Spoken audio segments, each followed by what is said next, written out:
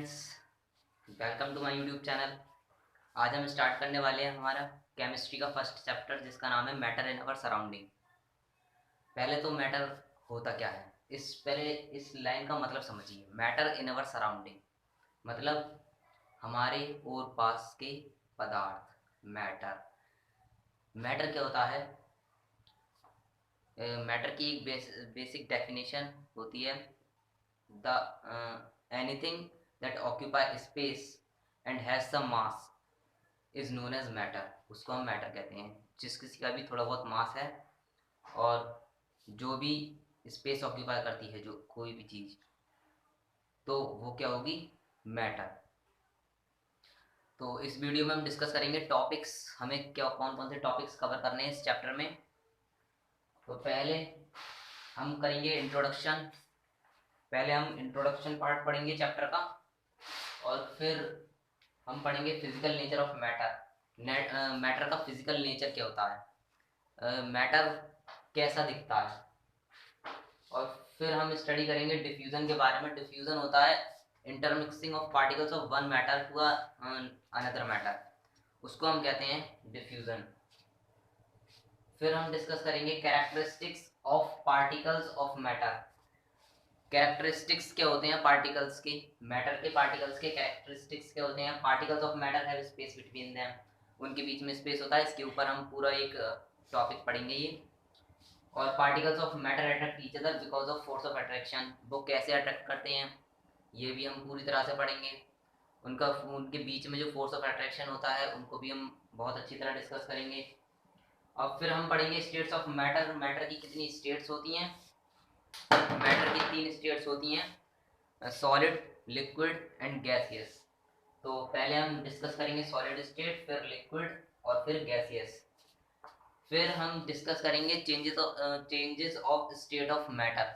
Matter की states कैसे change होती हैं, एक दूसरे में कैसे बदलती हैं। लिक्विड सॉलिड में कैसे बदलते हैं, सॉलिड लिक्विड में कैसे बदलते हैं, लिक्विड गैसेस में कैसे बदलते हैं, और गैसेस लिक्विड में कैसे बदलते हैं। ये सारी चीज़ें हम डिस्कस करेंगे इस वाले टॉपिक में, changes of state of matter. Effect of temperature.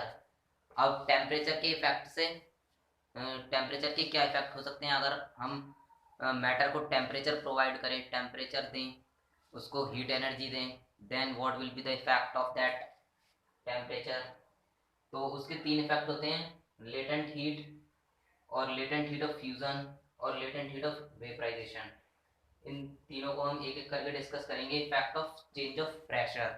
इस टॉपिक में हम डिस्कस करेंगे कि प्रेशर से किस तरह से हम मैटर की स्टेट को एक दूसरे में चेंज कर सकते हैं।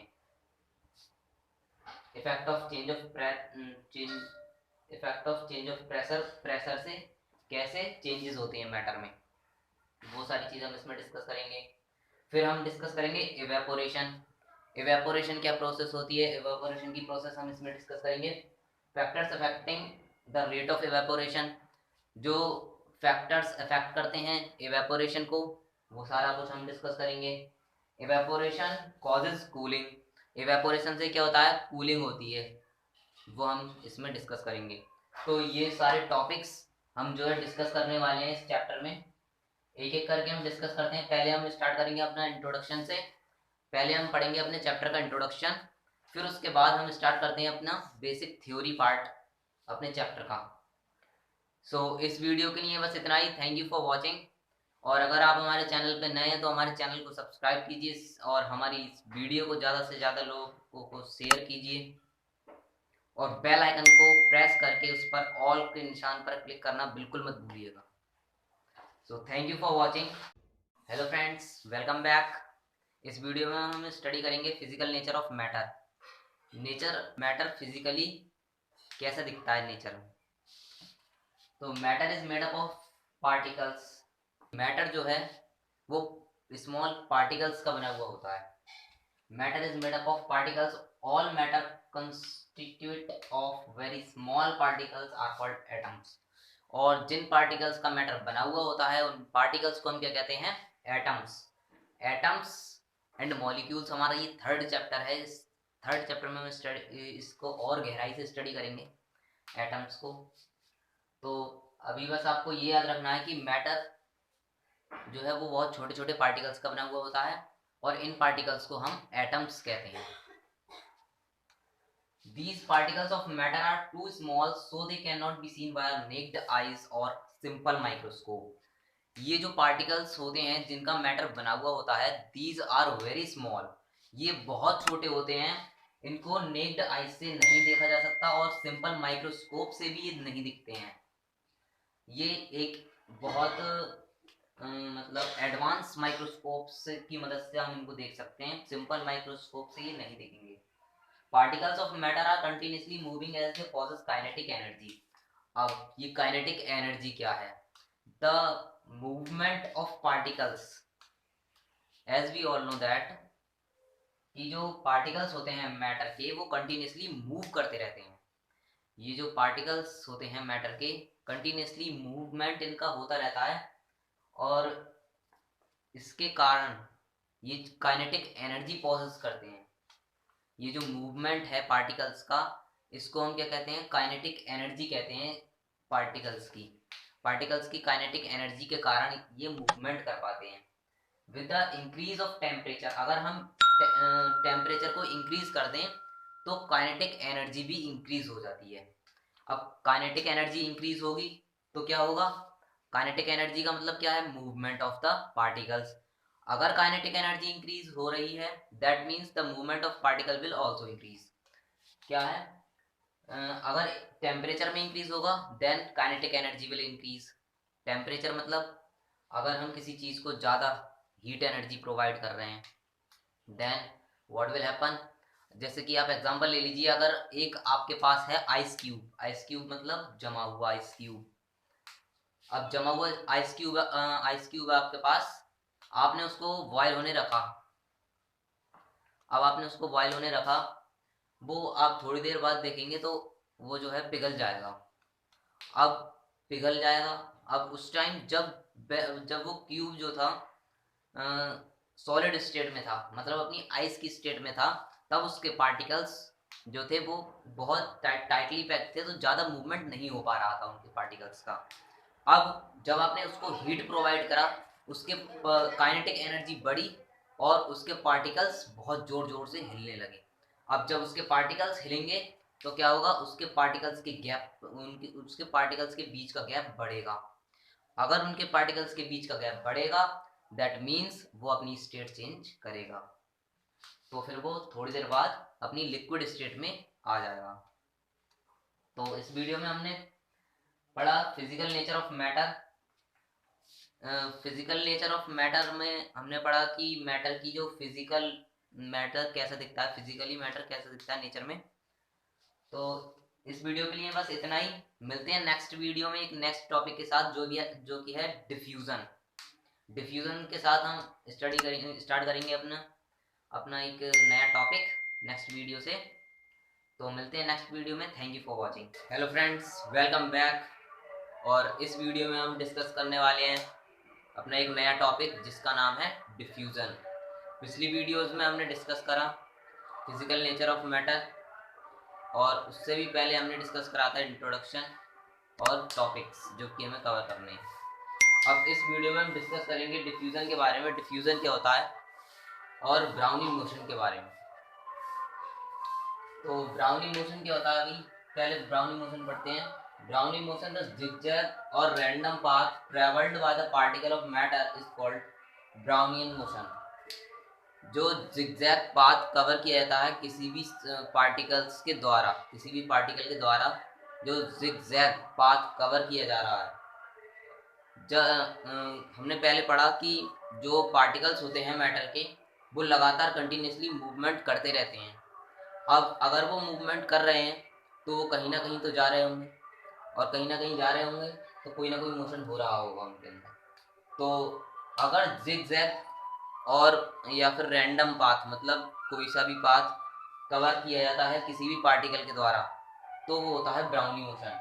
जैसे कि ये एक पार्टिकल है, ये पार्टिकल है, अब ये जब मूवमेंट करेगा, लगातार मूवमेंट चलता रहेगा इसके अंदर, तो ये फिर यहाँ पे जाएगा, यहाँ पे जाने के बाद फिर से ये कहीं ना कहीं जाएगा, मूवमेंट होता रहेगा। तो ये जो पाथ बन रहा है एक जिगजैग टाइप का और एक रैंडम टाइप का पाथ बन रहा है। तो इस बात को हम कहते हैं ब्राउनियन मोशन। तो ठीक है, मैं समझता हूँ कि आपको ये ब्राउनी मोशन क्लियर हो गया होगा। अब डिफ्यूजन क्या होता है?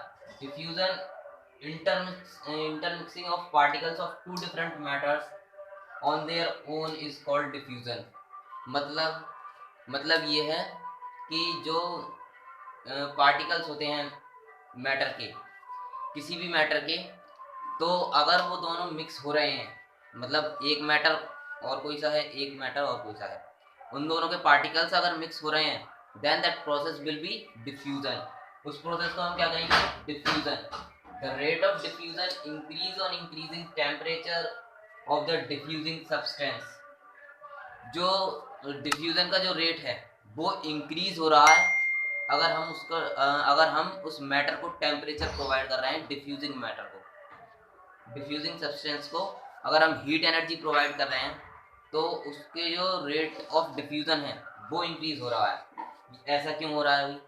ऐसा इसलिए हो रहा है क्योंकि अगर हम टेम्परेचर प्रोवाइड करें, पीछे वीडियोस में हमने डिस्कस करा था, अगर हम किसी भी मैटर को टेम्परेचर प्रोवाइड करते हैं, देन व्हाट विल हैपन, उसकी काइनेटिक एनर्जी बढ़ जाती है। काइनेटिक एनर्जी का मतलब क्या है? उसका मूवमेंट ऑफ पार्टिकल्स बढ़ जाता है उस मैटर के अंदर। और अगर मूवमेंट ऑफ पार्टिकल बढ़ेगा तो जो वो उन दोनों मैटर्स के जो पार्टिकल्स हैं वो दोनों बहुत जल्दी मिक्स होंगे। तो ये डिफ्यूजन की प्रोसेस जो है बहुत फास्टली होगी। इस वजह से जो रेट ऑफ डिफ्यूजन है वो बढ़ जाएगा। By heating, it is a natural process. ये एक प्राकृतिक प्रक्रिया है। It is natural process. It takes place in solid, liquid and gases. ये सॉलिड, लिक्विड और गैसेस तीनों स्टेट्स में ये जो है पाई जाती है। डिफ्यूजन की प्रोसेस सब में होती है। जैसे कि आप एग्जांपल ले सकते हैं, mixing of sugar in water. Sugar एक अलग मैटर है, वाटर एक अलग मैटर है। दोनों को अगर मिक्स करेंगे तो वो, अगर हम नॉर्मल टेम्परेचर पर मिक्स कर रहे हैं, then they will take time. वो टाइम लेगा, 5 से 10 मिनट का टाइम लेगा, 2 से 5 मिनट का टाइम लेगा। लेकिन if we are providing it heat energy, अगर हम उसको टेम्परेचर प्रोवाइड कर रहे हैं, हीटिंग प्रोवाइड कर रहे हैं, तो वो बहुत जल्दी जो है शुगर वाटर के अंदर मिक्स हो जाएगी। क्योंकि शुगर, जो वाटर के पार्टिकल्स का जो मूवमेंट है वो बढ़ जाएगा। जैसे ही हम उसको हीट प्रोवाइड करेंगे, उसके पार्टिकल्स का जो मूवमेंट है वो बढ़ेगा। और अगर पार्टिकल्स के मूवमेंट बढ़ेगा तो उन दोनों के पार्टिकल्स जो है बहुत तेजी से मिक्स हो जाएंगे। डिफ्यूजन की प्रोसेस उनमें फास्टली हो जाएगी।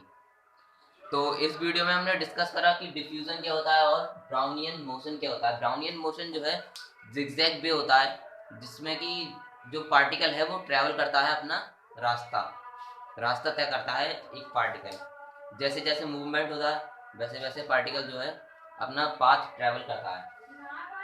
ये होता है ब्राउनियन मोशन। तो इस वीडियो में हमने डिस्कस करा कि डिफ्यूजन की प्रोसेस कौन सी होती है और ब्राउनियन मोशन। अब नेक्स्ट वीडियो में हम डिस्कस करेंगे एक नया टॉपिक। और इस वीडियो के लिए बस इतना ही। और हमारे चैनल को सब्सक्राइब कीजिए अगर आप नए हैं हमारे चैनल पर तो। और ज़्यादा से ज़्यादा इस वीडियो को शेयर कीजिए ताकि और लोगों की मदद हो सके। इस जो भी, जिस किसी को भी ये टॉपिक समझ में नहीं आ रहा हो, उनके पास ये वीडियो को शेयर कीजिए। Thank you for watching.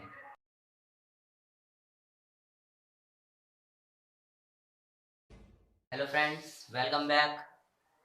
और इस वीडियो में हम डिस्कस करेंगे अपने चैप्टर का एक नया टॉपिक। पिछली वीडियोस में हमने डिस्कस किया था डिफ्यूजन का प्रोसेस, और उससे पहले हमने डिस्कस किया था physical nature of matter.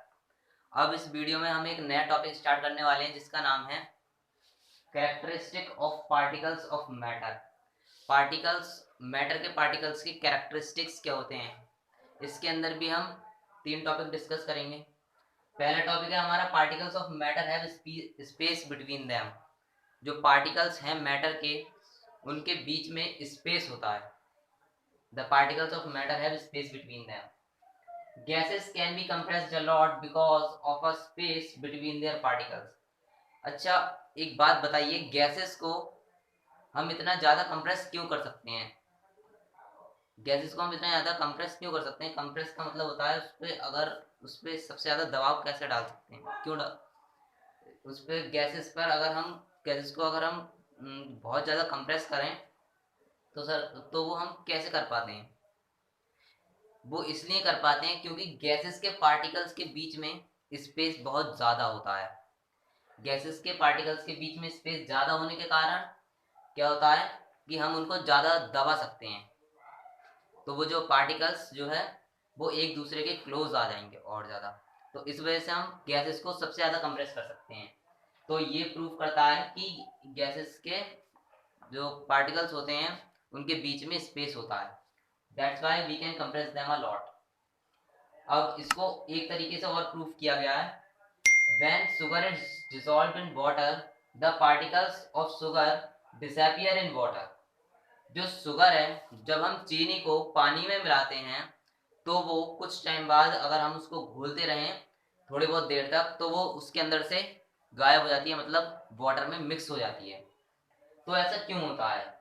This happens because particles of sugar get adjusted in the space between the particles. जो ये इसलिए होता है क्योंकि जो पार्टिकल्स ऑफ शुगर हैं वो adjusted in the space between the particles of the sugar. तो जो शुगर के जो पार्टिकल्स हैं उनके स्पेस के बीच में जो स्पेस होता है पार्टिकल्स के बीच में शुगर के वो वाटर के वो शुगर के पार्टिकल्स उस वाटर के स्पेस में चले जाते हैं। ऐसा इसलिए होता है। Additionally, you will notice that there is no rise of water level take place when 1 or 2 teaspoons of sugar is added in the glass of water.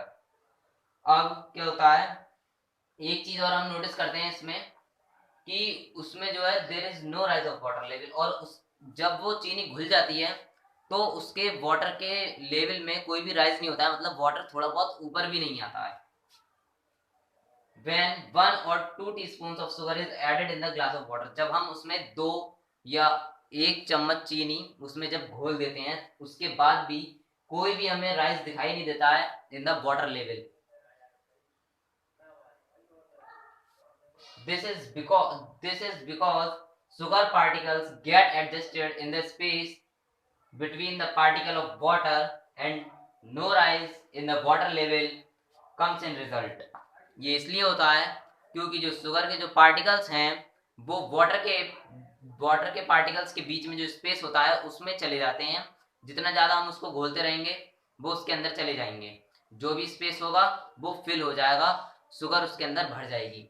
और एज अ रिजल्ट हमें क्या देखने को मिलता है कि कोई भी राइज नहीं हुआ इन द वाटर लेवल, और वाटर लेवल में भी कोई राइज नहीं हुआ। वाटर लेवल में राइज क्यों नहीं हुआ? वाटर लेवल में राइज इसलिए नहीं हुआ क्योंकि जो शुगर के जो पार्टिकल्स थे वो वाटर के पार्टिकल्स के बीच में जो स्पेस था उसमें गए हैं, वाटर में नहीं गए हैं। वाटर के पार्टिकल्स के बीच में जो स्पेस था उसमें चले गए हैं। That's why there is no rise in the water level. इसलिए हम कह सकते हैं कि पार्टिकल्स के बीच में जो मैटर के पार्टिकल्स होते हैं उनके बीच में स्पेस होता है। अब इस वाले से हमने प्रूव कर दिया कि particles of matter have space between them. तो इस वीडियो के लिए बस इतना ही। इस वीडियो में हमने पढ़ा कि पार्टिकल्स के बीच में स्पेस होता है और ये हमने प्रूव भी किया। नेक्स्ट वीडियो में मिलते हैं एक नेक्स्ट नए टॉपिक के साथ। सो तब तक जुड़े रहिए हमारे साथ। Thank you for watching. Hello friends, welcome back. और इस वीडियो में हम डिस्कस करने वाले हैं एक नया टॉपिक। ये हमारे पिछले वाले टॉपिक का सेकंड पार्ट है, characteristics of particles of matter. पिछले वीडियोस में हमने डिस्कस किया था कि particles of matter have space between them. इसी का पहला टॉपिक है हमारा, जो ये है characteristic of particles of matter. इसी का पहला टॉपिक है हमारा particles of matter have space between them. तो ये हमने प्रूफ भी किया था शुगर को वाटर में डिसॉल्व करके, और ये हमने प्रूफ किया था शुगर वाटर में डिसॉल्व हो जाती है और उसके वाटर के लेवल में कोई भी राइज नहीं होता है। इसका मतलब है कि उसके पार्टिकल्स, शुगर के जो पार्टिकल्स हैं वो वाटर के पार्टिकल्स के बीच में जो गैप था उसके अंदर चले गए हैं। तो ऐसे हमने पिछले वीडियोस में ये प्रूफ किया था कि particles of matter have space between them. अब इस वीडियो में हम डिस्कस करेंगे particles of matter attract each other because of force of attraction. क्या होता है, पार्टिकल्स के बीच में एक फोर्स ऑफ अट्रैक्शन भी होता है। फोर्स ऑफ अट्रैक्शन क्या काम करता है? फोर्स ऑफ अट्रैक्शन पार्टिकल्स को एक दूसरे के ओर अट्रैक्ट करने का काम करता है। एक दूसरे की ओर खींचने का काम करता है। Force of attraction between particles of matter keep the particles bonded together. जो फोर्स ऑफ अट्रैक्शन होता है पार्टिकल्स के बीच में, वो क्या करता है, क्या काम करता है, पार्टिकल्स जो है मैटर के, उनको एक दूसरे के साथ जोड़े रखने का काम करता है। The force of attraction between particles of solid is greatest, between particles of liquid is moderate and between particles of gas is lowest। जो फोर्स ऑफ अट्रैक्शन है वो सॉलिड्स में बहुत ज़्यादा होता है, ग्रेटेस्ट सबसे ज़्यादा होता है, और लिक्विड्स में मीडियम होता है, और गैसेस जो है हमारी उनमें सबसे कम होता है। ऐसा क्यों होता है? सॉलिड्स के पार्टिकल्स जो है बहुत ज़्यादा कॉम्पैक्टली पैक्ड होते हैं, मतलब एक दूसरे के ज़्यादा करीब होते हैं, मतलब अट्रैक्शन ज़्यादा होता है, फोर्स ऑफ अट्रैक्शन ज़्यादा होता है सॉलिड्स में। लिक्विड्स में क्या होता है, थोड़ा बहुत गैप होता है, पार्टिकल्स के बीच में गैप होता है, और गैप जो है वो फोर्स को कम कर देता है। तो फोर्स ऑफ अट्रैक्शन जो है वो कम हो जाएगा जैसे जैसे गैप बढ़ता जाएगा। ऐसे ही गैसेस में सबसे ज़्यादा गैप होता है, इसलिए जो है तो उसमें जो है सबसे कम फोर्स ऑफ अट्रैक्शन होता है। Because of the lowest force of attraction between the particles of gas. अब सबसे कम जो है पार्टिकल गैस के पार्टिकल्स में जो है फोर्स ऑफ अट्रैक्शन है, we can move our hand through air easily. अब जो है एयर, जो जो गैसेस होती हैं उनके पार्टिकल्स के बीच में फोर्स ऑफ अट्रैक्शन बहुत कम होता है। अब फोर्स ऑफ अट्रैक्शन कम होता है, that's why we are able to move our hand in the air. जो एयर में हम अपना हैंड जो मूव कर सकते हैं ये उसी के कारण होता है। फोर्स ऑफ अट्रैक्शन जितना कम होगा हम अपना हैंड उतना इजीली मूव कर पाएंगे एयर में। To move our hand in liquids such as water we have to apply some force, but from solids such as wood we cannot move our hand। जैसे कि अगर हम लिक्विड लें एक, और लिक्विड में अपना हैंड जो है घुमाने की कोशिश करें, then we have to apply some force. हमें कुछ फोर्स लगाना होगा जिससे कि हम अपने हैंड को घुमा सकें उसमें। ऐसा क्यों होता है? ऐसा इसलिए होता है क्योंकि फोर्स ऑफ अट्रैक्शन जो है पार्टिकल्स के बीच में, लिक्विड्स के पार्टिकल्स के बीच में जो फोर्स ऑफ अट्रैक्शन है वो मीडियम है, इसलिए हमें थोड़ा बहुत फोर्स लगाना पड़ेगा अपने हैंड को मूव कराने के लिए। अब अगर हम सॉलिड्स को लें, जैसे कि अगर एक लकड़ी का टुकड़ा हम लें या फिर लकड़ी लें बहुत बड़ी, और अगर हम अपना हैंड उसके ऊपर घुमाएं तो ये इम्पॉसिबल है, उससे पार होना बहुत इम्पॉसिबल है। मतलब हमें ज़्यादा फोर्स लगाना पड़ेगा, बहुत ज़्यादा, जिससे कि हम उसके पार्टिकल्स का फोर्स ऑफ अट्रैक्शन जो है तोड़ पाएं। This is because the force of attraction between the particles of gas is almost negligible. In liquids, the force of attraction is moderate, but it is greatest in solids। ये इसलिए होता है, ये मैंने आपको बता दिया, क्योंकि उसके पार्टिकल्स जो है वो बहुत ज़्यादा कॉम्पैक्टली पैक्ड हैं सॉलिड के, that's why force of attraction is greatest. अब the force of attraction between particles of solid, liquid and gases can be arranged in descent decreasing order as follows. अब हम अगर फोर्स ऑफ अट्रैक्शन को एक flow chart के through बताना चाहें solid, liquid और गैसेस में, तो हम इस तरीके से बता सकते हैं। सॉलिड में सबसे ज़्यादा होता है और लिक्विड्स में थोड़ा मीडियम होता है, मतलब सॉलिड्स के कंपैरिजन में लिक्विड्स में जो फोर्स ऑफ अट्रैक्शन है वो थोड़ा कम होता है। और अगर हम गैसेस की बात करें, गैसेस और लिक्विड को कंपेयर करें, तो गैसेस में सबसे कम होता है, लिक्विड से भी कम होता है गैसेस में फोर्स ऑफ अट्रैक्शन। तो इस वीडियो में हमने डिस्कस किया that the particles of matter attract each other because of force of attraction. मुझे उम्मीद है कि ये आपको समझ में आया होगा पूरी तरह से। मैंने एक एक टॉपिक आपको क्लियर कर दिया है, फोर्स ऑफ अट्रैक्शन क्या है और इसके किस में ये ज़्यादा होता है, सॉलिड्स में, लिक्विड्स में, गैसेस में, ये सारी बातें मैंने आपको बता दी हैं। अब मिलते हैं एक नेक्स्ट वीडियो में एक नए टॉपिक के साथ। सो तब तक बने रहिए हमारे साथ। Thank you for watching.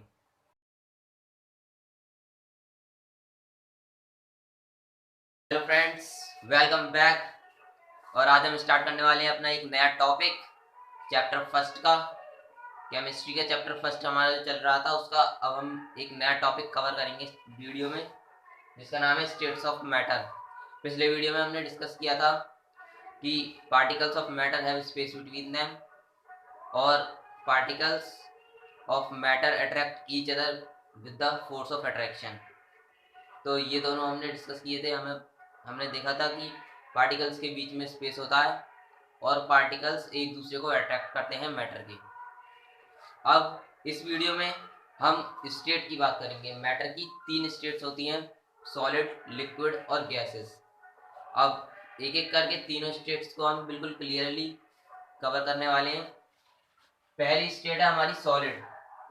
तो सॉलिड स्टेट में क्या होता है, the space between the particles is very less. इनके जो पार्टिकल्स के बीच में जो स्पेस होता है वो बहुत ही कम होता है। ये हमने पिछले वीडियो में भी डिस्कस किया है, जो हमने पिछली वाली वीडियो जो बनाई थी। The force of attraction between the particle is strong, thus particles in a solid are closely packed. ये हमने पिछली वीडियो में डिस्कस किया था कि फोर्स ऑफ अट्रैक्शन जो है पार्टिकल्स के बीच में स्ट्रॉन्ग होता है सॉलिड्स के। Thus particles in solid are closely packed, और इसीलिए इसके जो पार्टिकल्स हैं वो बहुत ज़्यादा क्लोजली पैक्ड होते हैं। Solid maintain their shape even when they are subjected to external force। अब अगर हम सॉलिड्स पर कोई बाहरी फोर्स लगाएं, मतलब एक्सटर्नल फोर्स लगाएं, तो सॉलिड्स की शेप चेंज नहीं होती है, वो अपनी शेप मेंटेन करके रखते हैं। That is they are rigid, इसीलिए इनको हम रिजिड भी कहते हैं। अब आपके दिमाग में एक सवाल आ रहा होगा कि जो रबर बैंड होता है अगर हम उसको स्ट्रेच करें तो वो अपनी शेप चेंज कर लेता है, फिर वो एक तरह से सॉलिड कैसे होगा?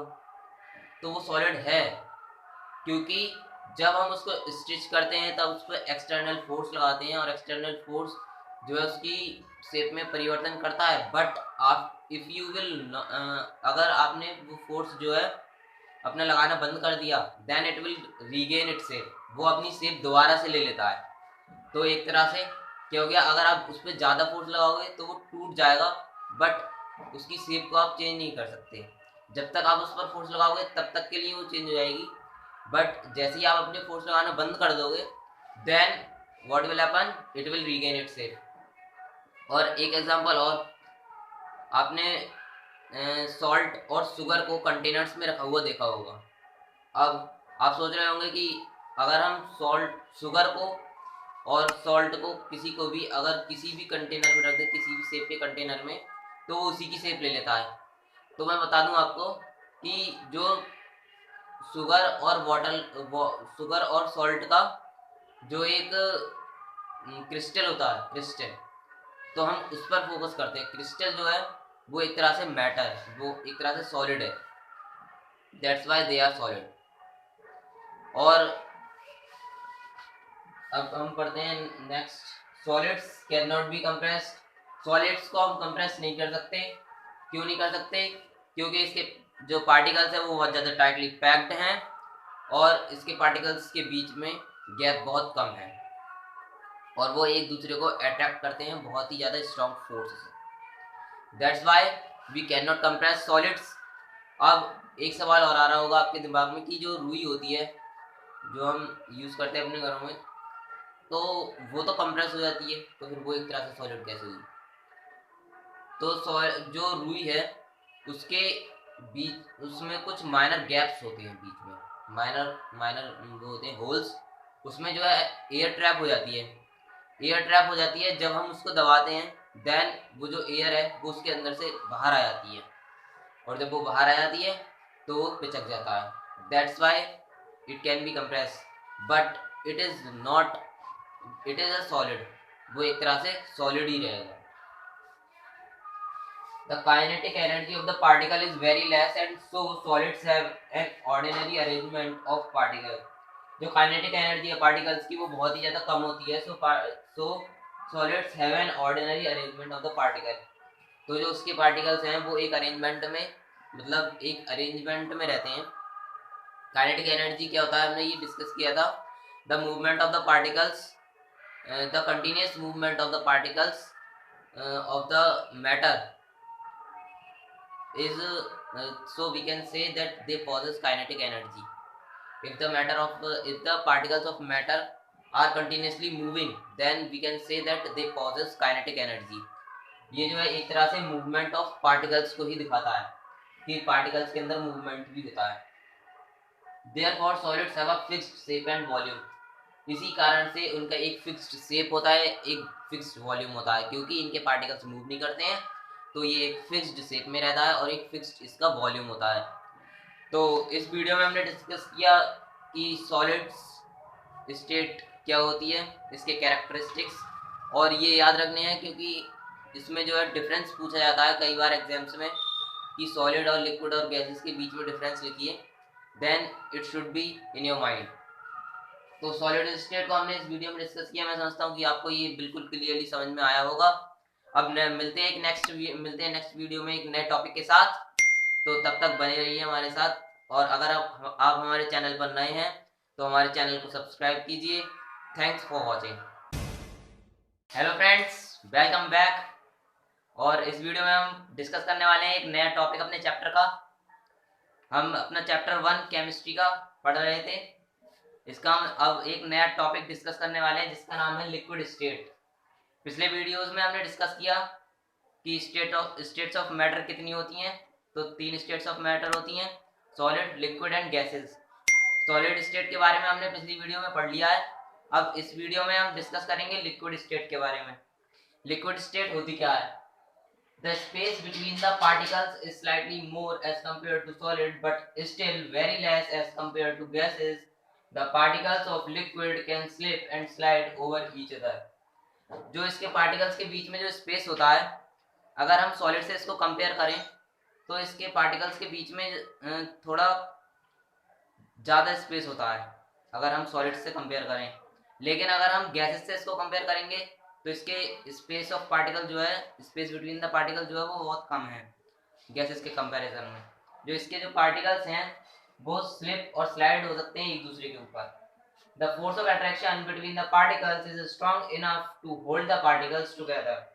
जो इनके पार्टिकल्स के बीच में जो फोर्स ऑफ अट्रैक्शन होता है ये इतना स्ट्रांग होता है कि ताकि ये अपने पार्टिकल्स को होल्ड करके रख ले, अपने पार्टिकल्स को एक साथ होल्ड करके रख ले, but not strong enough to hold the particles in a fixed position. लेकिन इतना ज़्यादा नहीं होता है ताकि ये अपने पार्टिकल्स को एक फिक्स्ड पोजीशन में होल्ड करके रख ले। Liquids don't have fixed shape but have a fixed volume. जो लिक्विड्स होते हैं इनकी कोई फिक्स्ड शेप नहीं होती। लिक्विड्स को आप किसी भी कंटेनर में रख दोगे वो उस कंटेनर का शेप ले लेता है। इनका लेकिन एक फिक्स्ड वॉल्यूम होता है कि ये इतने ml है, मतलब ml और लीटर्स इसकी ये यूनिट्स हैं। तो इनका एक फिक्स्ड वॉल्यूम होता है बट इनका एक फिक्स्ड शेप नहीं होता। Liquid take up the shape of the container in which they are poured. जिस भी कंटेनर में इनको किया जाता है उस कंटेनर की ये शेप ले लेते हैं। जैसे कि मान लीजिए अगर चीनी है, चीनी को अगर आप सिलेंड्रिकल बॉक्स में रख दोगे तो वो सिलेंडर का शेप ले लेगी। अगर आप उसको क्यूबिक बॉक्स में रख दोगे तो वो एक क्यूब का शेप ले लेगी। तो इनकी कोई भी फिक्स्ड शेप नहीं होती, इनका फिक्स्ड वॉल्यूम होता है बस। The kinetic energy of the particle is more than of solid. जो इनकी काइनेटिक एनर्जी होती है, मतलब द मूवमेंट ऑफ पार्टिकल, जो मूवमेंट ऑफ पार्टिकल होता है ये इनमें ज़्यादा होता है सॉलिड्स के मुकाबले, क्योंकि पार्टिकल्स के जो बीच में जो स्पेस है वो ज़्यादा है। तो पार्टिकल्स का मूवमेंट ज़्यादा होगा, क्योंकि जब जगह मिल रही है पार्टिकल को तो वो मूवमेंट करेगा अपना। Thus, liquids have the disorderly arrangement of particle compared to solid. इसीलिए जो liquids का जो arrangement होता है particles का वो disorderly होता है अगर हम उसको compare करें solids के particles से। तो liquids can be compressed. The compressibility of liquid is somewhat more in comparison to solid. जो liquids की जो compressibility होती है अगर हम उसको solid से compare करें तो इसकी जो compressibility होती है ये ज़्यादा होती है और इनको हम compress कर सकते हैं। जैसे कि वाटर ले लीजिए आप, वाटर एक लिक्विड है तो उसको हम कंप्रेस कर सकते हैं और उसकी कंप्रेसिबिलिटी अगर हम एक वाटर लें और हम लें एक, मान लीजिए हम एक ले लें डस्टर, एक डस्टर और वाटर को हम लेते हैं। आप डस्टर को इतना ज़्यादा कंप्रेस नहीं कर सकते जितना कि आप वाटर को कर सकते हो। तो इस पॉइंट में सिर्फ यही बताया गया है कि लिक्विड्स को हम कंप्रेस कर सकते हैं।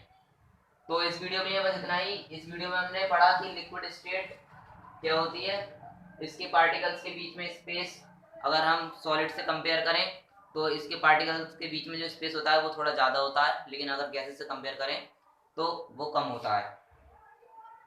मुझे उम्मीद है कि आपको ये वीडियो पूरी तरह से समझ में आया होगा। इसमें जो कुछ भी मैंने समझाया वो आपको सब कुछ समझ में आया होगा। तो मिलते हैं नेक्स्ट वीडियो में एक नए टॉपिक के साथ। तो तब तक बने रहिए हमारे साथ। Thank you for watching. Hello friends, welcome back. और इस वीडियो में हम स्टार्ट करने वाले हैं अपने चैप्टर का एक नया टॉपिक जिसका नाम है गैसियस स्टेट। पिछले वीडियो में हमने डिस्कस किया था लिक्विड स्टेट के बारे में और हमने देखा था कि उसके पार्टिकल्स के बीच में जो स्पेस होता है वो सॉलिड के कंपैरिजन में थोड़ा ज़्यादा होता है, लेकिन गैसेस के कंपैरिजन में थोड़ा कम होता है। मतलब गैसेस में सबसे ज़्यादा स्पेस बिटवीन द पार्टिकल्स पाया जाता है। तो गैसियस स्टेट के बारे में पढ़ते हैं। The particles are much farther apart from one another as compared to solid and liquid। जो इसके पार्टिकल्स होते हैं वो बहुत ही ज़्यादा दूर होते हैं अगर हम इसको कंपेयर करें सॉलिड और लिक्विड दोनों के कंपैरिजन में। तो इसके जो पार्टिकल्स के बीच में जो स्पेस है वो बहुत ज़्यादा होता है। दोनों के कंपैरिजन में सबसे ज़्यादा स्पेस पाया जाता है गैसियस स्टेट में। The force of attraction between the particles is negligible, hence particles of gas move freely in all direction। Gases thus can mix or diffuse into other gases। जो जो force of attraction होता है इनके particles के बीच में वो बहुत कम होता है, क्योंकि पार्टिकल्स के बीच में स्पेस ज़्यादा है तो फोर्स ऑफ अट्रैक्शन क्या होगा, बहुत कम, मतलब नेग्लिजिबल मान लेते हैं। इसके जो पार्टिकल्स के बीच का जो फोर्स ऑफ अट्रैक्शन होता है उसको नेग्लिजिबल मान लेते हैं। Hence particles of gas move freely in all direction. तो इसी वजह से जो गैसेस स्टेट के जो गैसेस के जो पार्टिकल्स होते हैं वो फ्रीली एयर में किसी भी डायरेक्शन में मूव कर सकते हैं। Gases thus can mix or diffuse into other gases। और गैसेस जो है वो दूसरी गैसेस में भी जाकर मिक्स हो सकती हैं। डिफ्यूज का मतलब डिफ्यूजन की प्रोसेस जो हमने पढ़ी थी, the intermixing of particles of one matter into another matter. तो डिफ्यूज मतलब मिक्स होना है। तो ये जो गैसेस स्टेट होती है इसके पार्टिकल्स दूसरी गैसेस में भी जाके मिल सकते हैं। The particles of gas have maximum kinetic energy। They move with high speed in all directions and can exert pressure on wall of its container। जो पार्टिकल्स होते हैं गैस के, इनके अंदर सबसे ज्यादा काइनेटिक एनर्जी पाई जाती है। काइनेटिक एनर्जी क्या होती है? The movement of particle. Space जितना ज्यादा होगा पार्टिकल को मूवमेंट करने की उतनी ही ज्यादा जगह मिलेगी। तो सबसे ज्यादा जो काइनेटिक एनर्जी जो होती है वो गैसेस के अंदर होती है। They move with high speed. ये बहुत तेज स्पीड से ये मूव करती हैं, किसी भी डायरेक्शन में मूव कर सकती हैं। और ये जो है प्रेशर एक्सर्ट करती हैं। जिस भी कंटेनर में आप इसको अगर रखोगे तो उसकी वॉल पर ये जो है प्रेशर एक्सर्ट करेंगी। प्रेशर क्या होता है? प्रेशर होता है फोर्स अपॉन एरिया, मतलब फोर्स पर यूनिट एरिया, मतलब एक एरिया पे लगने वाला फोर्स जो होता है वो होता है प्रेशर। तो ये प्रेशर भी एक्सर्ट करती हैं अपने कंटेनर पे। क्यों? क्योंकि जब इसके पार्टिकल्स जो है फ्रीली मूव करते हैं किसी भी डायरेक्शन में, अब जब ये फ्रीली मूव करेंगे तो थोड़ा बहुत प्रेशर एक्सर्ट करेंगे अपनी वॉल पर जिससे भी ये टकराएंगे। अब जिससे भी टकराएंगे तो उस पर प्रेशर लगेगा, तो इसीलिए ये जो है एक्सर्ट करती है pressure on the wall of its container. Gaseous neither have a definite shape not definite volume, they fill up the container completely. इनका ना तो कोई डेफिनेट शेप होता है ना ही कोई डेफिनेट वॉल्यूम होता है। वो अगर हम लिक्विड के कंपैरिजन में इनको देखें तो लिक्विड का जो है एक मतलब डेफिनेट शेप तो होता है, वो डेफिनेट शेप नहीं होता लेकिन डेफिनेट वॉल्यूम होता है।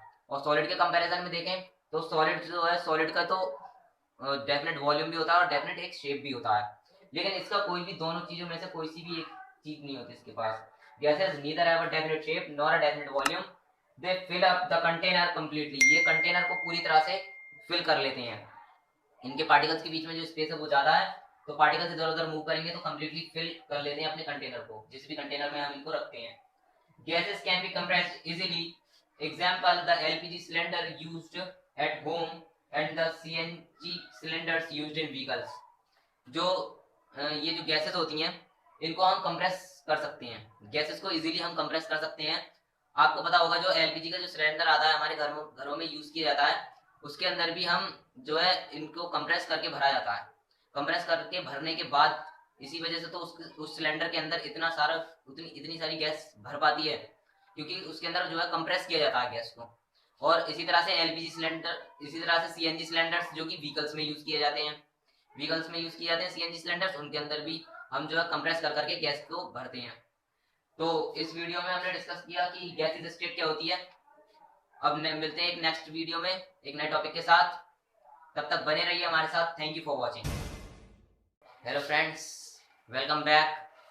और इस वीडियो में हम डिस्कस करने वाले हैं अपना एक नया टॉपिक जिसका नाम है change of state of matter.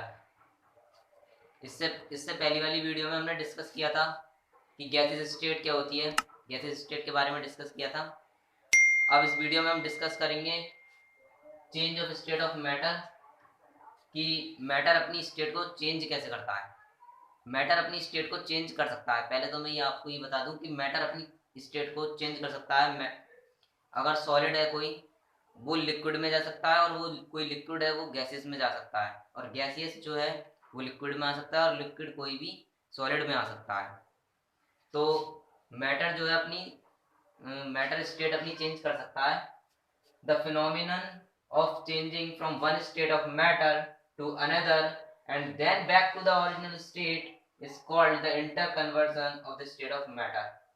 ये जो पूरा फिनोमिना है कि पहले तो जो अगर सॉलिड है कोई चीज, वो लिक्विड में जा रही है, फिर जो लिक्विड है वो गैसेस में जा रहा है। ये जो पूरा फिनोमिना है, और फिर वो अपनी बैक ओरिजिनल पोजीशन में वो सॉलिड में ही आ रहा है। तो इस पूरे फिनोमिना को हम क्या कहते हैं? Inter conversion of state of matter. मतलब एक दूसरे में कन्वर्स होना, एक दूसरे में कन्वर्ट होना, इसको कहते हैं inter conversion of states of matter. Matter can change it's state, water can exist in three states of matter. Matter अपनी स्टेट्स को चेंज कर सकता है। जैसे कि आपने देखा होगा कि वाटर तीनों स्टेट्स में आपने देखा होगा। पहले तो सॉलिड, सॉलिड कब देखा है? जबकि वो बर्फ जमा हुआ होता है, आइस के रूप में आपने देखा होगा सॉलिड। और लिक्विड कब देखा है? लिक्विड आपने तब देखा होगा जबकि वो वाटर की फॉर्म में होगा। और गैसेस कब देखा है? गैसेस तब देखा होगा जबकि वो वाटर वेपर की फॉर्म में होता है। वाटर वेपर की फॉर्म में कैसे आता है? जब उसको हीट प्रोवाइड की जाती है ज्यादा। तो इस वीडियो में हमने डिस्कस किया कि change of state of matter, कि जो ये चेंज है मैटर का, मैटर की स्टेट्स का एक दूसरे में, इसको हम क्या कहते हैं? Inter conversion of state of matter. और आगे आने वाली वीडियोस में हम अभी इनको ये भी देखेंगे कि ये कैसे कन्वर्ट होते हैं एक दूसरे में। तो इस वीडियो के लिए बस इतना ही। मिलते हैं नेक्स्ट वीडियो में एक नए टॉपिक के साथ। तो तब तक बने रहिए हमारे साथ। Thank you very much. Hello friends, welcome back. और इस वीडियो से हम अपना एक नया टॉपिक स्टार्ट करने वाले हैं जिसका नाम है इफेक्ट ऑफ टेम्परेचर। पिछली वीडियो में हमने डिस्कस किया था कि किस तरह से वो जो स्टेट ऑफ मैटर है वो कैसे एक दूसरे में कन्वर्ट होती हैं, और इसकी प्रोसेस को हम क्या कहते हैं? Inter conversion of state of matter. अब एक एक करके हम टॉपिक पढ़ते हैं, जो मैटर की जो स्टेट है वो एक दूसरे में कैसे कन्वर्ट होती है। तो पहले हम पढ़ेंगे इफेक्ट ऑफ टेम्परेचर। अगर हम मैटर को टेम्परेचर प्रोवाइड करें, then what will be the effect? उसका इफेक्ट क्या होगा? तो on increasing the temperature of solid, the kinetic energy of the particle increase, which overcomes the force of attraction between the particles. Thereby solid melts and is converted to a liquid. अब जो solid से हम जब liquid में convert करते हैं किसी भी मैटर को, then we provide it a temperature. हम उसको टेम्परेचर प्रोवाइड करते हैं। जैसे जैसे अगर टेम्परेचर इंक्रीज होगा, ऑन इंक्रीजिंग टेम्परेचर, जो काइनेटिक एनर्जी है पार्टिकल्स की वो इंक्रीज होगी। तो जो मूवमेंट है पार्टिकल्स का वो इंक्रीज होगा, और जब मूवमेंट इंक्रीज होगा तो उनके बीच में जो है गैप बनना शुरू हो जाएगा। तो टेम्परेचर जो है काइनेटिक एनर्जी को इंक्रीज करता है, और इंक्रीज करने के बाद जो पार्टिकल्स की जो मूवमेंट है वो बहुत तेजी से होने लगता है।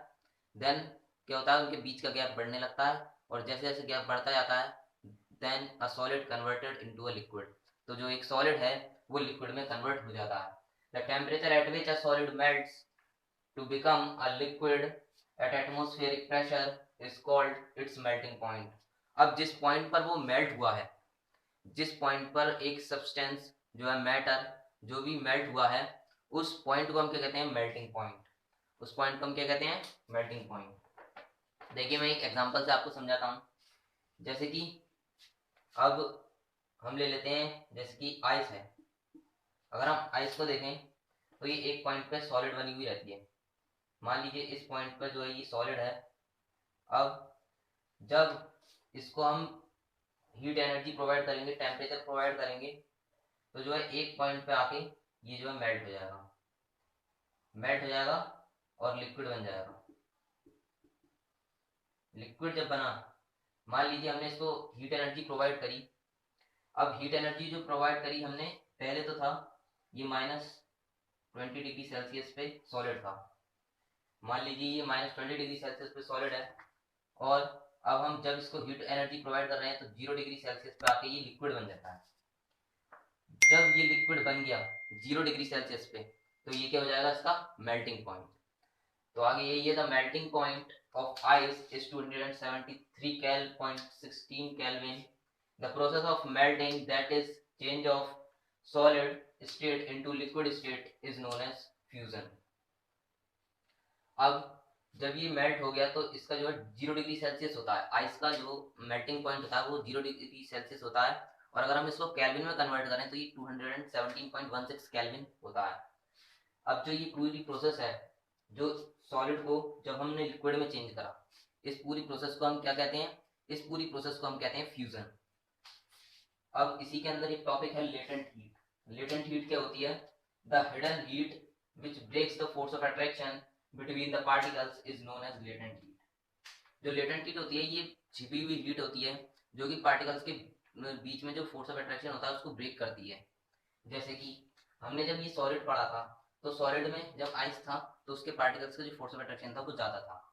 एज जैसे ही हमने उसको हीट एनर्जी प्रोवाइड करी, तो जो हीट एनर्जी जब हम उसको प्रोवाइड करेंगे तो जिस पॉइंट पर आकर वो लिक्विड में कन्वर्ट हो जाएगा, उस टाइम तक वो पानी गर्म नहीं होगा। क्यों नहीं होगा, क्योंकि जो हीट एनर्जी हमने प्रोवाइड करी उसको, वो उसके पार्टिकल्स के बीच में जो फोर्स ऑफ अट्रैक्शन है उसको तोड़ने में लग गई। अब जब उसको तोड़ने में लग गई तो पानी गर्म नहीं हुआ, और पानी गर्म नहीं हुआ क्योंकि उसका जो हीट एनर्जी है वो उसके फोर्स ऑफ अट्रैक्शन, जो उसके बीच में जो पार्टिकल्स के बीच में फोर्स ऑफ अट्रैक्शन है उसको ब्रेक करने में लग गई।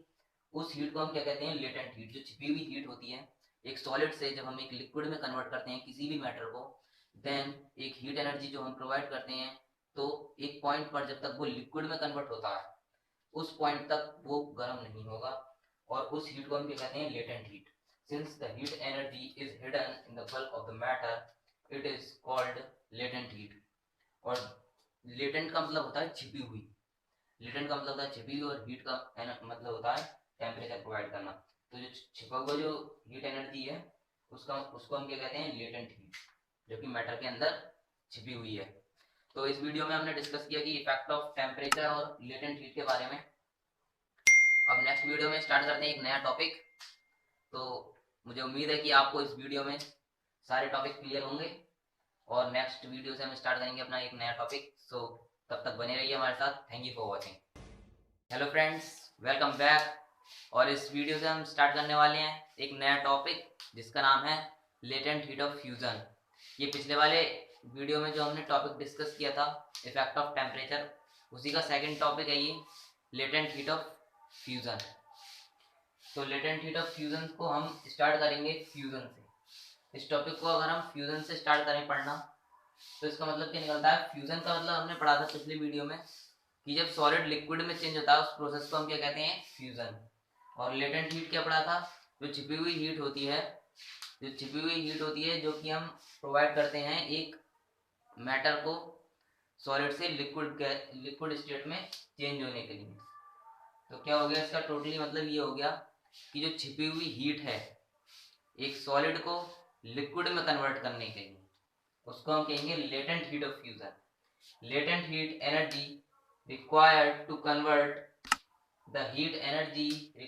convert 1 kg of solid into liquid at atmospheric pressure at its melting point is known as the latent heat of fusion।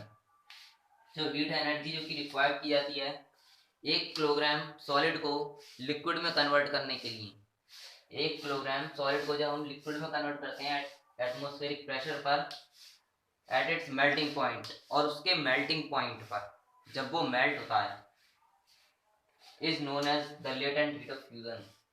तो टोटली मतलब इसका ये है कि जो हीट एनर्जी जो कि यूज की जा रही है एक सॉलिड को लिक्विड में कन्वर्ट होने के लिए उसके मेल्टिंग पॉइंट पर, उसको हम क्या कहेंगे, the latent heat of fusion. The temperature at which a liquid starts boiling at atmospheric pressure is called its boiling point. अब जब एक लिक्विड, हमने पहले सॉलिड को लिक्विड में चेंज करा, कैसे, उसको हीट एनर्जी प्रोवाइड करी, टेम्परेचर प्रोवाइड करा, अब हम लिक्विड को टेम्परेचर प्रोवाइड करेंगे, क्यों? क्योंकि हमें उसको गैसेस में चेंज करना है। जब हम लिक्विड को टेम्परेचर प्रोवाइड करेंगे तो गैसेस में चेंज होगा, और जो ये होता है, जब एक जो टेम्परेचर एट विच, जबकि एक लिक्विड स्टेट गैसेस स्टेट में चेंज हो जाती है, उस टेम्परेचर को हम क्या कहते हैं? उसका बॉइलिंग पॉइंट कहते हैं। जैसे कि हमने पिछले वीडियो में डिस्कस किया था कि आइस का जो मेल्टिंग पॉइंट होता है वो होता है 0 डिग्री सेल्सियस, और अगर हम उसके बॉइलिंग पॉइंट की बात करें, जैसे कि हम फिर से एक बार आइस को लेते हैं। अब जैसे कि हमने आइस को लिया, पहले तो था ये सॉलिड एक पॉइंट पर, अब ये धीरे धीरे लिक्विड में कन्वर्ट होगा। जब हम इसको टेम्परेचर प्रोवाइड करेंगे तो ये लिक्विड में चेंज होगा। अब हम इसको और ज़्यादा टेम्परेचर प्रोवाइड करेंगे तो ये गैसियस स्टेट में चेंज होगा। मान लीजिए सॉलिड पर इसका -20 डिग्री सेल्सियस था। अब जब हमने इसको लिक्विड में चेंज करा तो ये 0 डिग्री सेल्सियस पर इसका ये मेल्टिंग पॉइंट है। जब एक सॉलिड लिक्विड में चेंज होता है तो जो लिक्विड पर जब वो आता है तो उसको जो लिक्विड पर आते आते जो उसका टेम्परेचर होता है उसका वो मेल्टिंग पॉइंट होता है। अब जब ये गैसेस में जाएगा, जब हम इसको और ज़्यादा हीट प्रोवाइड करेंगे तो इसका टेम्परेचर हो जाएगा 100 डिग्री सेल्सियस, तब जाके वाटर गैसेस स्टेट में चेंज हो पाएगा। तो boiling is a bulk phenomena. Particles from the bulk of the liquid gain energy to change into gaseous state. For example, boiling point of water is 100 degree Celsius or 373 Kelvin. अब जो boiling है, अब जो liquid के जो particles हैं वो energy gain करेंगे। क्यों? क्योंकि उसको जो है गैसियस स्टेट में चेंज होना है। अब जब वो गैसियस स्टेट में चेंज होगा तो जो गैसियस स्टेट में जब वाटर चेंज होता है तो उसका जो बॉइलिंग पॉइंट है वो 100 डिग्री सेल्सियस होता है, या फिर अगर हम केल्विन में कहें तो 373 केल्विन होता है। तो इस वीडियो में हमने डिस्कस किया लेटेंट हीट ऑफ फ्यूजन, जो कि हमारे पिछली वाली वीडियो का एक टॉपिक है। ये सेकंड टॉपिक है पिछली वाली वीडियो का। फर्स्ट टॉपिक हमने उसी वीडियो में डिस्कस किया था, लेटेंट हीट। तो उम्मीद करता हूँ कि आपको इस वीडियो में सारे टॉपिक क्लियर होंगे, और मिलते हैं अब नेक्स्ट वीडियो में एक नए टॉपिक के साथ।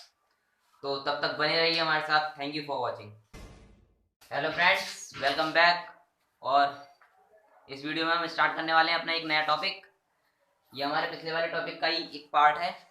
इफेक्ट ऑफ टेम्परेचर हमने पिछले वाले टॉपिक में डिस्कस किया था, लेटेंट हीट ऑफ फ्यूजन, जिसमें कि हमने पढ़ा था किसी भी सॉलिड को जो हम लिक्विड में कन्वर्ट करते हैं तो उसके लिए एक हीट एनर्जी की रिक्वायरमेंट होती है। जो हीट एनर्जी रिक्वायर्ड की जाती है किसी भी सॉलिड के द्वारा उसे लिक्विड में कन्वर्ट होने के लिए, उसको हम क्या कहते हैं? Latent heat of fusion. अब इस वीडियो में हम पढ़ेंगे latent heat of vaporization. Latent heat of vaporization क्या होता है? ये हीट एनर्जी, ये वो हीट एनर्जी होती है जो कि रिक्वायर्ड की जाती है किसी भी लिक्विड के द्वारा उसको गैसेस स्टेट में चेंज होने के लिए। मतलब अगर किसी भी सॉलिड को लिक्विड में कन्वर्ट होना है तो वहाँ पर जो हीट एनर्जी रिक्वायर्ड की जाएगी वो होगी लेटेंट हीट ऑफ फ्यूजन। अब अगर हमें उस लिक्विड को गैसेस स्टेट में चेंज करना है और उस लिक्विड के द्वारा अब जो एनर्जी ली जाएगी गैसेस स्टेट में चेंज होने के लिए, उस एनर्जी को हम क्या कहेंगे? Latent heat of vaporization. तो लेटेंट हीट ऑफ वेपराइजेशन में क्या है? The heat energy required to convert 1 kg of liquid into gases at atmospheric pressure at its boiling point is known as latent heat of vaporization. इसमें वही है कि 1 kilogram अगर हमें लिक्विड को कन्वर्ट करना है गैसेस में, अगर 1 किलोग्राम लिक्विड को हमें गैसेस में कन्वर्ट करना है तो जो हीट एनर्जी उसके द्वारा रिक्वायर्ड की जाएगी एटमॉस्फेरिक प्रेशर पर, उस हीट एनर्जी को हम क्या कहेंगे? Latent heat of vaporization. The process in which a gas on cooling turns into a liquid at a specific temperature is called condensation. जो एक प्रोसेस है, जैसे कि अगर हम गैस को हम जब कूल करते हैं तो जितना ज़्यादा हम उसको लोएस्ट टेम्परेचर प्रोवाइड करेंगे उतना ज़्यादा क्या होगा? वो लिक्विड में कन्वर्ट होना स्टार्ट हो जाएगी। गैस जो है वो लिक्विड स्टेट में कब आएगी? जबकि हम उसको कूलिंग प्रोवाइड करेंगे, लोएस्ट टेम्परेचर प्रोवाइड करेंगे, तब जाके कोई गैस लिक्विड में कन्वर्ट हो पाएगी। अब इस पूरी प्रोसेस को हम क्या कहते हैं? कंडेंसेशन। पहले हम क्या हुआ? सॉलिड से लिक्विड में आए, उसके द्वारा जो हीट एनर्जी रिक्वायर की जा रही थी उसको हमने क्या नाम दिया? Latent heat of fusion. अब हमने पढ़ा लेटेंट हीट ऑफ वेपराइजेशन, जिसमें कि अगर हम लिक्विड से किसी भी गैसियस स्टेट में किसी भी सब्सटेंस को चेंज कर रहे हैं तो जो एनर्जी उसके द्वारा रिक्वायर्ड की जाएगी उसको हम क्या कहेंगे, लेटेंट हीट ऑफ वेपराइजेशन। अब हमें गैसेस से दोबारा से लिक्विड में आना है तो हमें क्या करना होगा, कंडेंसेशन की प्रोसेस अपनानी होगी। कंडेंसेशन की प्रोसेस में क्या होता है कि हम जो है किसी भी स्टेट ऑफ मैटर को, जैसे कि गैसेस है, गैसेस को हमें लिक्विड में चेंज करना है। गैसेस को हम जितना ज़्यादा कूल करेंगे उतना ज़्यादा उसके पार्टिकल्स जो और ज़्यादा करीब आते जाएंगे, और जितने ज़्यादा वो करीब होंगे वो किस में कन्वर्ट हो जाएंगे, लिक्विड स्टेट में कन्वर्ट हो जाएंगे। The change of state of substance directly from a solid to gas without changing into a liquid state or vice versa is called sublimation। क्या होता है, अगर हम किसी भी सॉलिड को कन्वर्ट कर रहे हैं और वो लिक्विड में कन्वर्ट होके ना, लिक्विड में ना कन्वर्ट होके डायरेक्टली वो गैसेस में कन्वर्ट हो रहा है, तो इस प्रोसेस को हम क्या कहेंगे, सब्लिमेशन। और अगर हम इसी का वाइस वर्सा करें, मतलब इसका उल्टा करें कि अगर कोई भी गैसियस स्टेट है, गैसियस स्टेट में कोई भी सब्सटेंस है, अगर हम उसको चेंज कर रहे हैं लिक्विड में तो वो लिक्विड में कन्वर्ट ना होकर डायरेक्टली किसी सॉलिड में कन्वर्ट हो रही है, तो उस प्रोसेस को हम क्या कहेंगे, सब्लिमेशन। वो प्रोसेस होती है सब्लिमेशन। डायरेक्टली अगर कोई सॉलिड है और वो कन्वर्ट हो रहा है किसी डायरेक्टली गैस में, अगर वो कन्वर्ट नहीं हो रहा है लिक्विड में तो सब्लिमेशन होगा, सब्लिमेशन प्रोसेस है उस जगह। The temperature at which the state of substance changes from a liquid to a solid is called the freezing point of that substance. मतलब जिस टेम्परेचर पे जो किसी भी सब्सटेंस की जो स्टेट है वो लिक्विड से सॉलिड में कन्वर्ट हो रही है, देन वो क्या होगा, उसका फ्रीजिंग पॉइंट होगा। लिक्विड से सॉलिड में कन्वर्ट हो रही है, कूल करके उसको जब हम सॉलिड में कन्वर्ट करेंगे तो वो क्या होगा, उसका फ्रीजिंग पॉइंट होगा उस सब्सटेंस का। When a solid melts, its temperature remain the same because heat gets used up in changing the state by overcoming the force of attraction between the particles. It is considered that it gets hidden into the context of the beaker and is known as latent heat। अब ये हमने पिछले video में भी पढ़ा था कि latent heat क्या होता है। लेटेंट हीट वो छिपी हुई हीट होती है जो कि किसी सॉलिड को या किसी लिक्विड को दी जाती है, किसमें कन्वर्ट होने के लिए, उसकी स्टेट को बदलने के लिए। मतलब अगर वो सॉलिड है तो वो लिक्विड में चला जाएगा, अगर वो लिक्विड है वो गैसेज में चला जाएगा। जो भी हीट एनर्जी उसके द्वारा यूज़ की गई छिपी हुई हीट थी, उस हीट को हम क्या कहते हैं, लेटेंट हीट। अब जैसे कि हम किसी भी सॉलिड को ले लेते हैं, जैसे कि आइस है, आइस क्यूब ले लीजिए आप, जमा हुआ आइस क्यूब देखा होगा, उसके जो पार्टिकल्स होते हैं वो बहुत ज़्यादा टाइटली पैक्ड होते हैं क्योंकि वो एक तरह का सॉलिड है। अब जब हम उसको हीट एनर्जी प्रोवाइड करेंगे तो जो हीट एनर्जी जो लगेगी वो उसके पार्टिकल्स के बीच में जो फोर्स ऑफ अट्रैक्शन है उसको तोड़ने में लग जाएगी। इसलिए जब वो मेल्ट हो जाएगा, जब हमारा जो सॉलिड है वो लिक्विड में कन्वर्ट हो जाएगा, तो लिक्विड को हीट एनर्जी नहीं मिल पाएगी क्योंकि वो हीट एनर्जी जो थी, जो भी हमने उसको प्रोवाइड करी, वो उसके पार्टिकल्स के बीच में जो फोर्स ऑफ अट्रैक्शन था उसको तोड़ने में लग गई। इस वजह से वो जो हमारा लिक्विड है वो गर्म नहीं हो पाया, और उसी हीट को हम क्या कहते हैं, latent heat. Water vapour at 100 degree Celsius have more energy than water at the same temperature because particles in steam have observe extra energy in the form of latent heat of vaporization. क्या होता है, जो water vapour होता है, मतलब भाप जो होती है, तो वो अगर 100 डिग्री सेल्सियस पे हम वाटर वेपर को देखें और 100 डिग्री सेल्सियस पे हम वाटर को देखें तो दोनों के कंपैरिजन में जो वाटर वेपर है उसकी एनर्जी ज़्यादा होती है, वो बहुत ज़्यादा एनर्जेटिक होता है क्योंकि वाटर वेपर के जो पार्टिकल्स हैं वो उनकी काइनेटिक एनर्जी बहुत तेज होती है, वो बहुत ज़्यादा फास्टली मूवमेंट करते हैं। इस वजह से उनकी जो उनका मूवमेंट है वो बहुत तेज़ी से होता है, इसीलिए वो बहुत ज़्यादा एनर्जेटिक होते हैं अगर हम उसको वाटर से कंपेयर करें तो इस वीडियो में हमने डिस्कस किया कि लेटेंट हीट ऑफ वेपराइजेशन क्या होती है, और लेटेंट हीट तो हमने पहले ही डिस्कस कर लिया है। और हमने इसमें ये भी सीखा कि वाटर वेपर और वाटर दोनों को अगर हम 100 डिग्री सेल्सियस पर देखें तो कौन ज़्यादा एनर्जेटिक होगा। तो मुझे उम्मीद है कि इस वीडियो में आपको सारा कुछ समझ में आया होगा। अब हम मिलते हैं एक नेक्स्ट वीडियो में नए टॉपिक के साथ, तब तक बने रहिए हमारे साथ। Thank you for watching.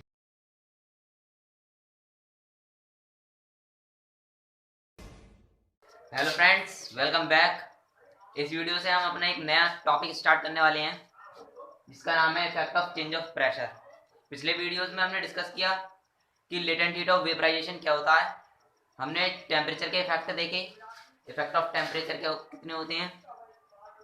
अब इस वीडियो में हम डिस्कस करेंगे इफेक्ट ऑफ प्रेशर के बारे में। इफेक्ट, अगर हम किसी भी मैटर पे प्रेशर मतलब दबाव डालते हैं तो उसकी स्टेट में क्या इफेक्ट आता है, अब हम इस वीडियो में डिस्कस करेंगे। Gases can be liquefied by applying pressure and reducing the temperature. जो गैसेस होती हैं उनको हम लिक्विफाई कैसे कर पाते हैं, उनके ऊपर ज़्यादा से ज़्यादा प्रेशर जब तक नहीं लगेगा तब तक वो लिक्विफाई नहीं होंगी। क्योंकि जब हम प्रेशर लगाते हैं तो जो गैसेस के पार्टिकल्स हैं वो एक दूसरे के बहुत ज़्यादा करीब आ जाते हैं, जिससे कि गैस लिक्विफाई हो जाती है। और प्रेशर के साथ साथ हमें उसका टेम्परेचर को भी रिड्यूस करना होता है। मतलब अगर हम प्रेशर को बढ़ा रहे हैं, प्रेशर को तो बढ़ाएंगे लेकिन उसके साथ साथ हमें टेम्परेचर को रिड्यूस भी करना पड़ेगा, तब जाके एक गैस जो है वो लिक्विफाई हो पाएगी। When a high pressure is applied to a gas, it gets compressed, and if the temperature is low, the gas is liquefied. जब हम बहुत ज़्यादा प्रेशर लगाते हैं कोई भी मैटर पे और जब हम उसका टेम्परेचर को रिड्यूस कर देते हैं तब जाके जो है हमारी गैस लिक्विफाई हो पाती है।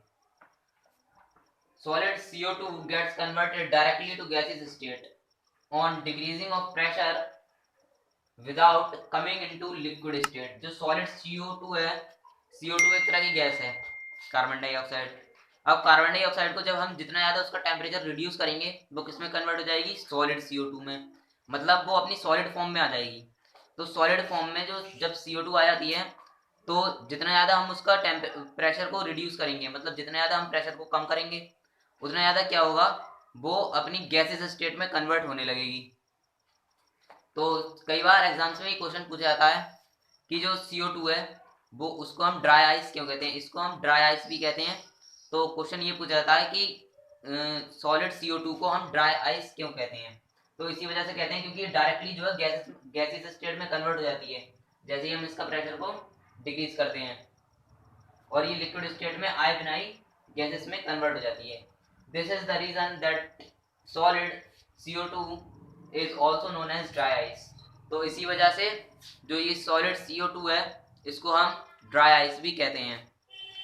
तो इस वीडियो में हमने डिस्कस किया कि प्रेशर से कैसे मैटर के ऊपर एक इफेक्ट पड़ता है। तो प्रेशर से ज़्यादा इफेक्ट नहीं पड़ता है, जब हम जितना ज़्यादा उसके ऊपर प्रेशर लगाएंगे उतने ज़्यादा उसके पार्टिकल्स करीब आएंगे, और जितने ज़्यादा पार्टिकल्स करीब आते जाएंगे वो अपनी जो भी उसकी स्टेट है, गैसेस स्टेट है, तो वो सॉलिड स्टेट पहले लिक्विड स्टेट में कन्वर्ट होगा, और जब हम उसे और ज़्यादा प्रेशर अप्लाई करेंगे तो वो सॉलिड स्टेट में भी कन्वर्ट हो जाएगा। तो इस वीडियो में हमने डिस्कस किया कि effect of pressure, effect of change of pressure, pressure के चेंज से क्या इफेक्ट होते हैं मैटर की स्टेट पर। और मुझे उम्मीद है कि इस वीडियो में आपको सब कुछ समझ में आया होगा। अब मिलते हैं नेक्स्ट वीडियो में एक नए टॉपिक के साथ, तब तक बने रहिए हमारे साथ। Thank you for watching.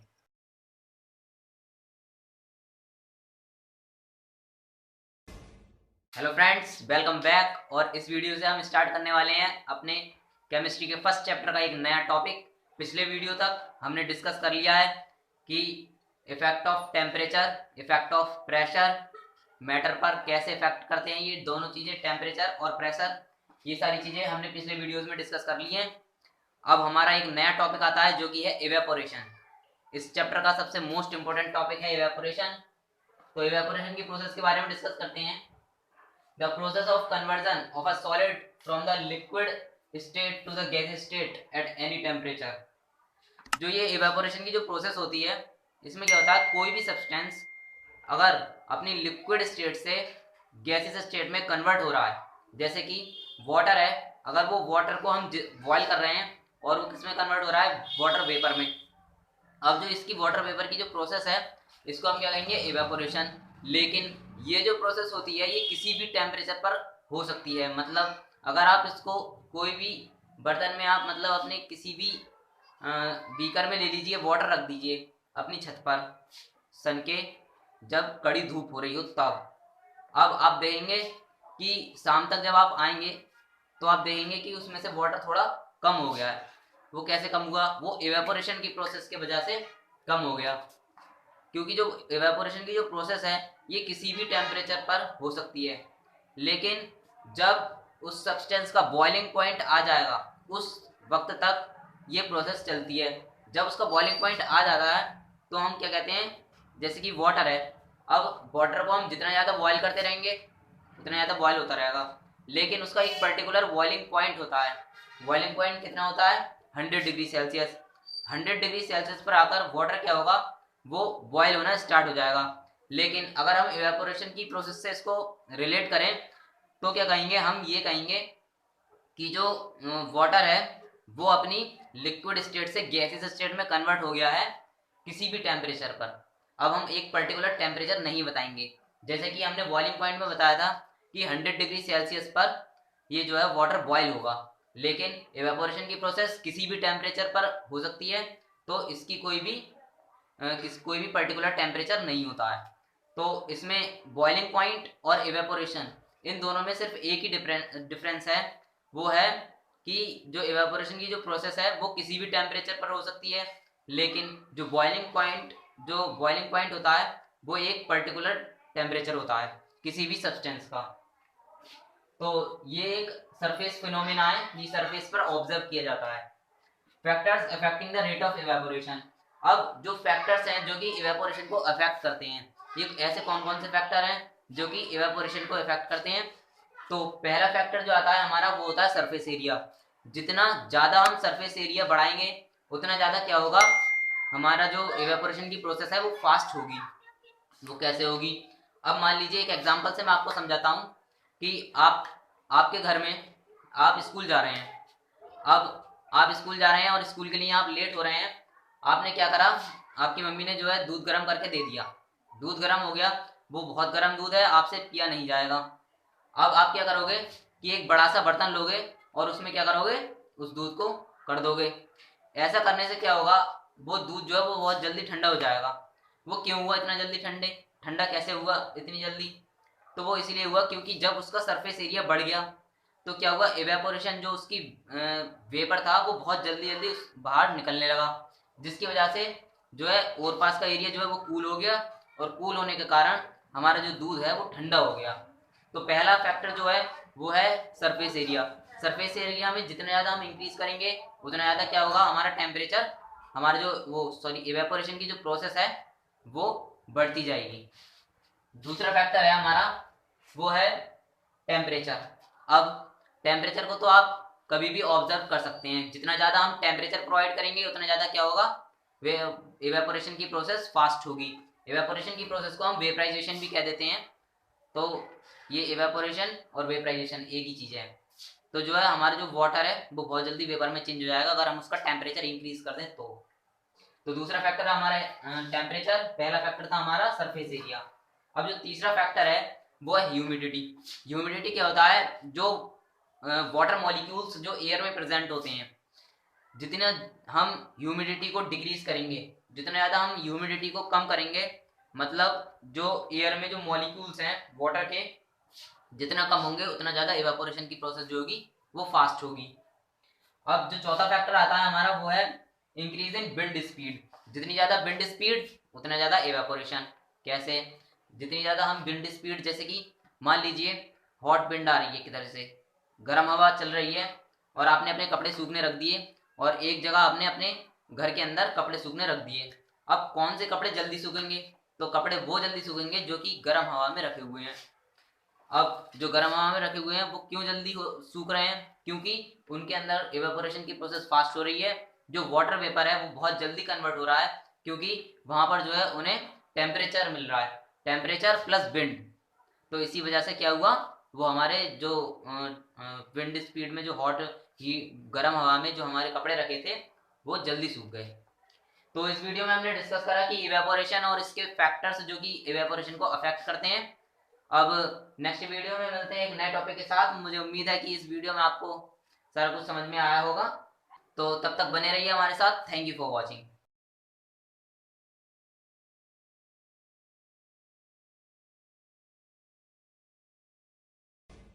Hello friends, welcome back. और इस वीडियो से हम अपना एक नया टॉपिक स्टार्ट करने वाले हैं जिसका नाम है एवेपोरेशन कॉजेज कूलिंग। पिछले वीडियोस तक हमने डिस्कस कर लिया है कि इवेपोरेशन की प्रोसेस क्या होती है और जो फैक्टर्स जो कि इवेपोरेशन को अफेक्ट करते हैं वो सारा कुछ हमने पिछले वीडियोस में डिस्कस कर लिया है। इस वीडियो से हम पता करेंगे कि इवेपोरेशन जो है कैसे कूलिंग कॉज करती है, कैसे कूलिंग होती है इवेपोरेशन के कारण।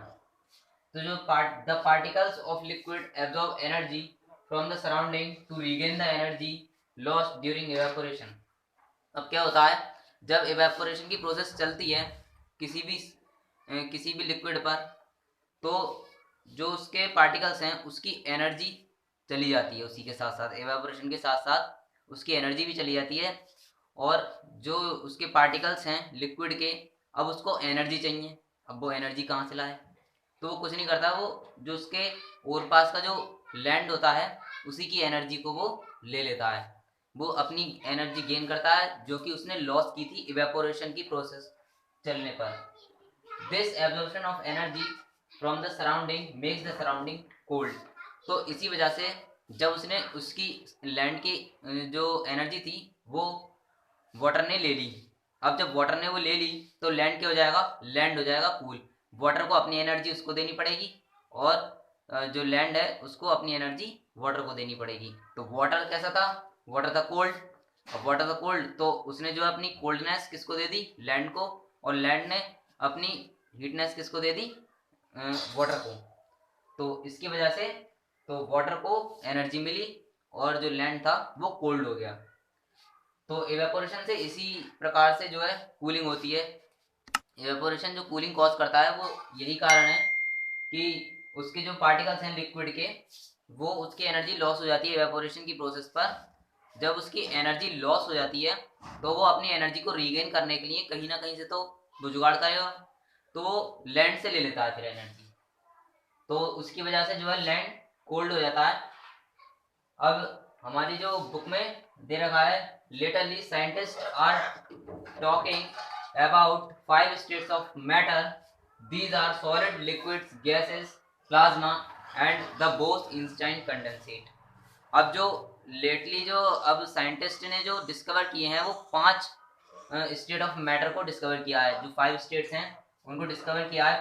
3 स्टेट तो पहले से ही एग्जिस्ट करती हैं, लेकिन जो 2 न्यू हैं वो मैं आपको बताता हूँ। वो है एक प्लाज्मा और एक है बोस-आइंस्टाइन कंडेंसेट। ये जो प्लाज्मा होती है, इसके जो पार्टिकल्स होते हैं उसके अंदर बहुत ज़्यादा सुपर एनर्जेटिक होते हैं। सुपर एनर्जेटिक पार्टिकल्स होते हैं इसके, बहुत तेज़ी से मूव करते हैं। और ये जो है ये क्योंकि उसका बना हुआ होता है आयनिक गैसेस का, प्लाज्मा जो है, इसी वजह से इसके जो पार्टिकल्स होते हैं वो सुपर एनर्जेटिक होते हैं। और ये जो है हमें किस में पता चलता है कि ये कहाँ पे पाए जाते हैं, तो ये होते हैं बल्ब्स के अंदर, जो हमारे फ्लोरेसेंट ट्यूब्स जो कि हम इस्तेमाल करते हैं अपने घरों में, और जो बल्ब्स होते हैं उनमें जो है ये प्लाज्मा जो है होता है। और जो बोस-आइंस्टाइन कंडेंसेट है, बोस-आइंस्टाइन कंडेंसेट का नाम इसलिए रखा गया क्योंकि ये एक तो सत्येंद्र बोस और अल्बर्ट आइंस्टाइन दोनों के मेल से जो है इसकी खोज हुई थी। इसमें क्या होता है, ये स्टेट तब आती है जबकि हम किसी भी मैटर को उसको सुपर एक्सट्रीम लो टेम्परेचर पर कर देते हैं, लो डेंसिटी पर। लो डेंसिटी कर दो और सुपर लो जब हम उसका टेम्परेचर कर देते हैं तो क्या होता है, बोस-आइंस्टाइन कंडेंसेट स्टेट में वो चेंज हो जाता है वो मैटर। तो ये थे जो कि 2 नए स्टेट जो कि साइंटिस्ट ने डेवलप करे। अब जो हमारी एनसीईआरटी में 2 क्वेश्चंस दे रखे हैं कि हम गर्मियों में कॉटन क्लोथ्स क्यों पहनते हैं, कॉटन की क्लोथ्स क्यों पहनते हैं। और एक है जो वाटर ड्रॉपलेट्स हमारे ग्लास के ऊपर आ जाती हैं, जब ठंडा वाटर ग्लास में भरा हुआ हो तो उसके ऊपर पास जो है वो वाटर ड्रॉपलेट्स आ जाती हैं, वो ऐसा क्यों होता है। तो जो पहला रीज़न है, जो हम जो कॉटन क्लोथ्स पहनते हैं समर्स में, उसका रीज़न ये है कि जो कॉटन है एब्जॉर्बर है किसका, स्वेट का। वो क्या करता है, जैसे ही समर्स में हमें स्वेट बहुत ज़्यादा आता है तो स्वेट को वो एब्जॉर्ब करता है, और जैसे ही वो एब्जॉर्ब करता है उसको इवेपोरेशन में कन्वर्ट करता जाता है, जिसकी वजह से हमें जो है गर्मी का एहसास नहीं होता। और जो दूसरा जो हमने क्वेश्चन देखा उसमें क्या था कि जो ग्लास था ठंडा वाटर कंटेन कर रहा था, तो उसमें क्या था, जब और पास की जो एयर थी, और पास का जो वाटर वेपर था वो उसका टेम्परेचर कैसा था, उसका टेम्परेचर गर्म था। लेकिन अब जैसे ही वो कोल्ड वाटर के कांटेक्ट में आएगा, वो अपनी गैसीय स्टेट से किस में कन्वर्ट हो जाएगा, लिक्विड स्टेट में। जैसे कि हमने पढ़ा है कि जितना ज़्यादा हम टेम्परेचर को कम करते जाएंगे, उतना ज़्यादा क्या होगा, वो अपनी स्टेट को जैसे कि अगर गैसेस में है तो वो लिक्विड में, अगर लिक्विड को आप और ज़्यादा एक्सट्रीम लो टेम्परेचर कर दोगे तो वो सॉलिड में कन्वर्ट हो जाएगा। तो ये दो क्वेश्चंस हमारी जो एनसीईआरटी में थे वो दे रखे थे, वो मैंने आपको बता दिए। इस वीडियो से हमारा जो चैप्टर है वो अब फिनिश होता है। इस वीडियो में डिस्कस करें कि इवेपोरेशन कैसे कूलिंग कॉज करता है, और जो दो नई स्टेट्स हमारे साइंटिस्ट ने डेवलप करी वो भी मैंने आपको बता दी है। तो थैंक यू फॉर वॉचिंग। अगर आपने हमारे चैनल को अभी तक सब्सक्राइब नहीं किया है तो प्लीज़ जल्दी से इसको सब्सक्राइब कर लीजिए, क्योंकि हमारे चैनल पर पढ़ाई की वीडियोस आती रहती हैं।